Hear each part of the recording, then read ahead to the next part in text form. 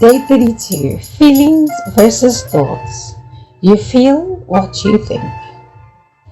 Hello, welcome to Timmy's Daily Grind. Thank you for joining me today. How are you doing? To those who keep returning, I would like to thank you so much for your support and your contribution. It really keeps me going and be self-accountable daily. Doing this alone is not easy. It becomes easier when there are others in the picture that can encourage me to keep going. To those that have just started listening, welcome, and I hope you are doing well today and join us again in the future. This program is available on YouTube, Apple Podcasts, Spotify, and Audible, so you can tune in via your favorite app. This episode is based on an exercise I received from my psychologist during a time of immense emotional distress that I was experiencing at the time. I find myself every once in a while still having to deal with normal life situations that cause immense emotional distress, and I have to remind myself to apply this exercise in changing my automatic negative thoughts. We usually believe that the feelings and emotions we experience are determined by external events, situations, occurrences, and behaviors of others. We try to answer questions related to our feelings by referring to what happens external to ourselves and are quick to blame other people, things, or situations for making us angry, happy, sad, excited, relaxed, and faithful. Meaning, we believe that they influence or determine the feelings that we experience. We tend to automatically link these feelings without stopping and analyzing the actual process that makes that link, and not notice the step or process that lies in between the event itself and the conclusion that we make. This process is how thoughts directly influence our feelings. Our perception is very powerful. It directly links another's actions, speech, behaviors, and deeds to how we respond and feel about it, and not the other way around. Our perceptions influences our thoughts and beliefs about what just happened to us, and thereby influencing our actions and what we do next. There are many instances I can make an example of things that will happen, and I would make different conclusions on based on my thoughts and beliefs at the time, but I'm often not aware of my thoughts and beliefs because they become so automatic and happen so quickly. This is where I need to realize it, because those beliefs affect the way I feel at the end of it. One of those examples would be as follows. My partner woke up this morning and did not say good morning in his usual way. I make him a cup of coffee while I make mine, as I always do, and he seems a bit off.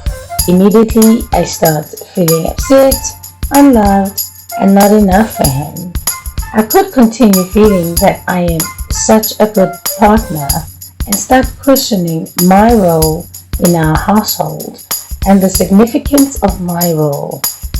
Instead, though, I could be thinking that he is probably tired, didn't get enough rest, or perhaps he is just in a bad mood, or maybe he is a bit nervous about the meeting that may be happening that morning, right?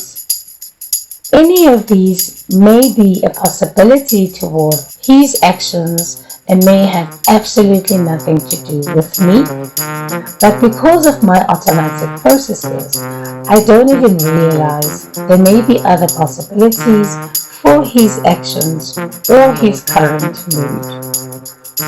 There is really a difference between feelings and thoughts, and these differences are as follows. A feeling is quite difficult to explain, and for some of us it can be difficult to put it into words. However, it is important to understand the differences as we begin this journey and the connection between feelings and thoughts. Words such as tense, panicky, calm, happy, annoyed, anxious, and depressed are words that can be used to describe our feelings. On the other hand, thinking is not the same and can be very much automatic, and we might not even be conscious of it. Our brains are constantly throwing out thoughts very quickly and unconsciously, and some of our thinking is so habitual that it is automatic. The things that we do on a daily basis, we do not even have to think about. These things are driving, showering, brushing our teeth, etc. We do not consciously focus on them so often, and we even forget that these are thoughts that our brain is actually turning over. Unconsciously and automatically, this process happens, and these automatic thoughts play a vital role in our emotional being. There are basically three types of automatic thoughts: neutral thoughts, positive thoughts, and negative thoughts. And they often reflect our worries, concerns, but can be about literally anything that we have experienced. Negative automatic thoughts are the ones that can cause us more pain, though. They are the very thing that leads us to emotional distress, and luckily there is a way to change the negative automatic thoughts. Some examples of negative automatic thoughts include and are as follows, and they happen quite quickly in our minds. Why did I make the mistake? I am so stupid.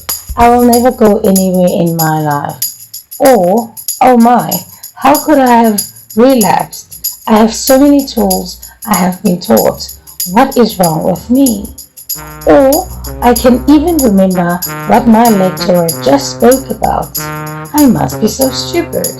Or, my parent keeps telling me so many times about this and I'm still doing it wrong.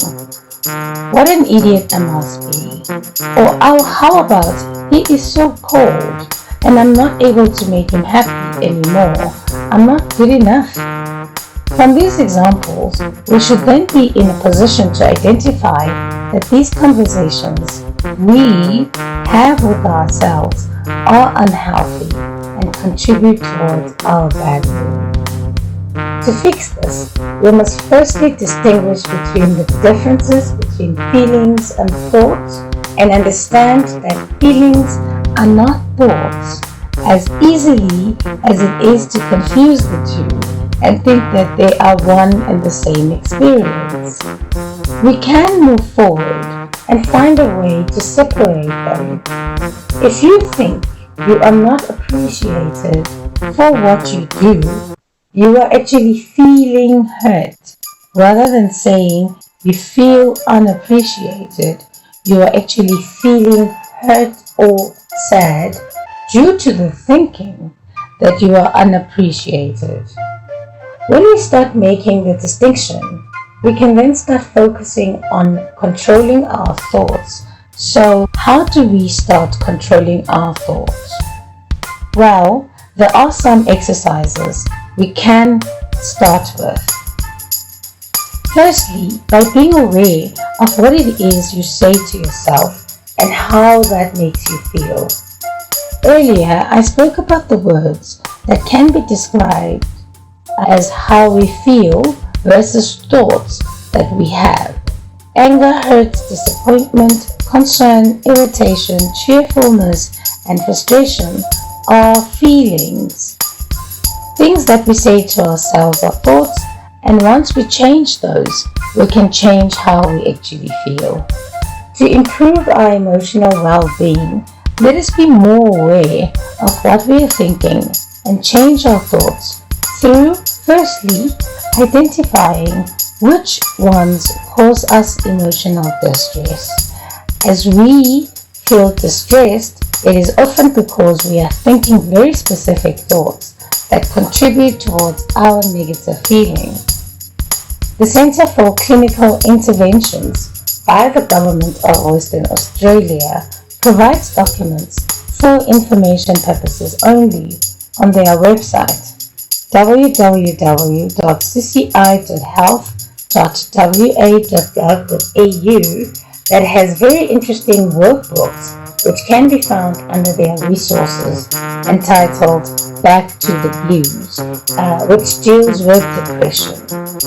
In Module 4, it breaks down the ABC analysis, which deals with unhappy, unhelpful thoughts and how to counter them using this method.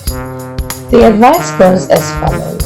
First, we identify the activating thought, which is the A, and what happened, focusing only on the facts, the situation without including our thoughts, and why and how we felt. Next, we identify the consequences, which is the C, and ensure that we handle our feelings and behaviors and rate the feelings and how expensive these feelings are. Then we identify our beliefs, the B, and our thoughts.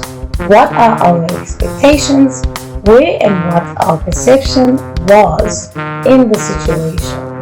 Once this is done, we must focus on the main thought that we directly associated with the primary emotion, the feeling itself, and rate this thought.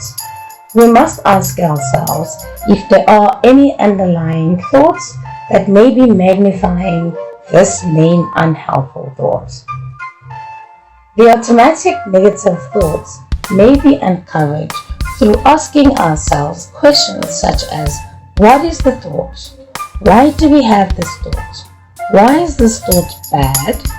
What is bad about this thought? And exactly what the thought says about ourselves.